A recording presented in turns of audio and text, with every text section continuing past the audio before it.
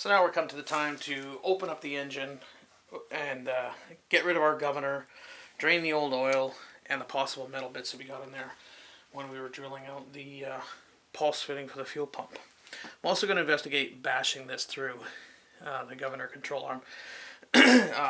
Some of the different methods available to pull the governor out include going in through the crankcase cover and just manhandling the gear and clip and trying to fight it out.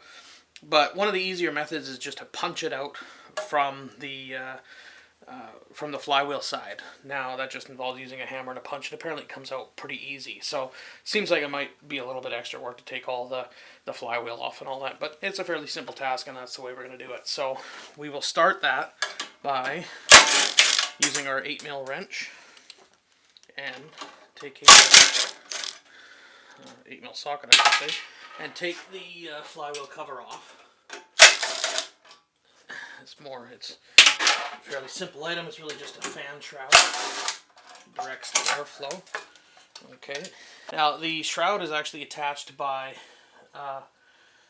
the electrical clip for the kill switch here. So in order to completely remove that, which you're going to want to do, you have to pull that out of there and just pull those connectors off, and that will get you your pulled flanges. Now one thing that's interesting to note is that with the pull start in this position, you're going to whack the air filter, or invariably it's going to get in the way when you're trying to pull start it. So before you put this back on, take these 3 bolts off and just turn this to the next slot. Okay, and that's going to put your pull start right here, which when you're standing beside the cart or even sitting in it, is going to make it a lot easier to pull start. And we'll put that aside. Alright, to remove the flywheel, you'll need a 21mm socket and your handy torque wrench. Even these battery operated torque wrenches should be enough to bring this off, given that it's a new motor. This one has about 6 minutes of total runtime on it. Fan shroud, and then your full start clutch, and that exposes your flywheel.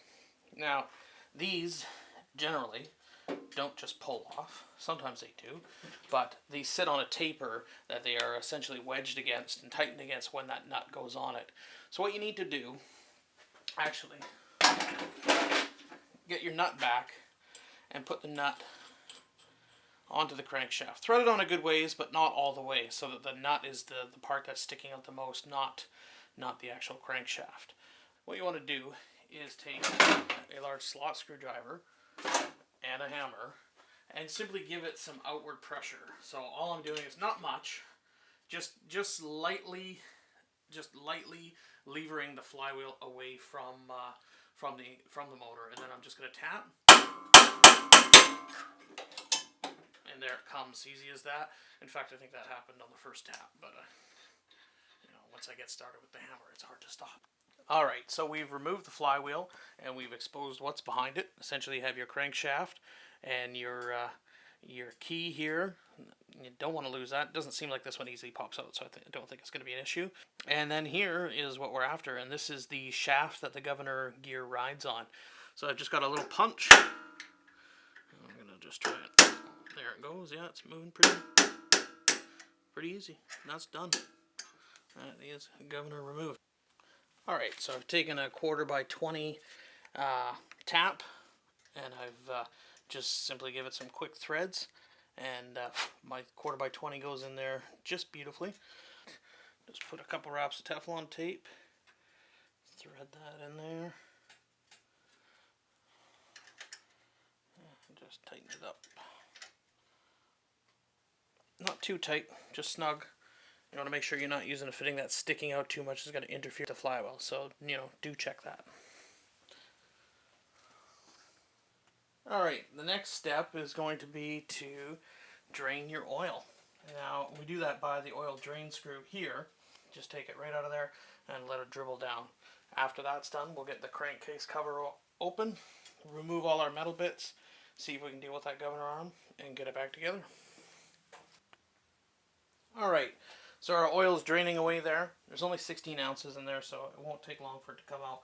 I'm just going to leave that go and work on the next step. So what I'm going to do now is remove the low oil sensor arrangement.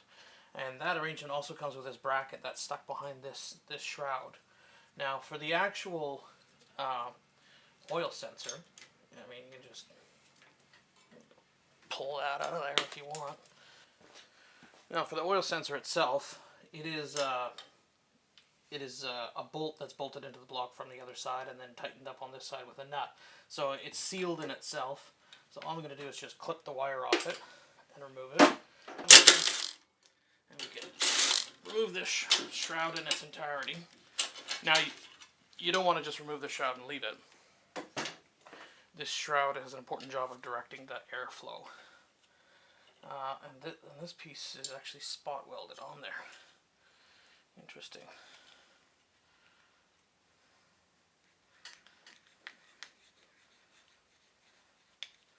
Just going to rotate it back and forth until it comes off.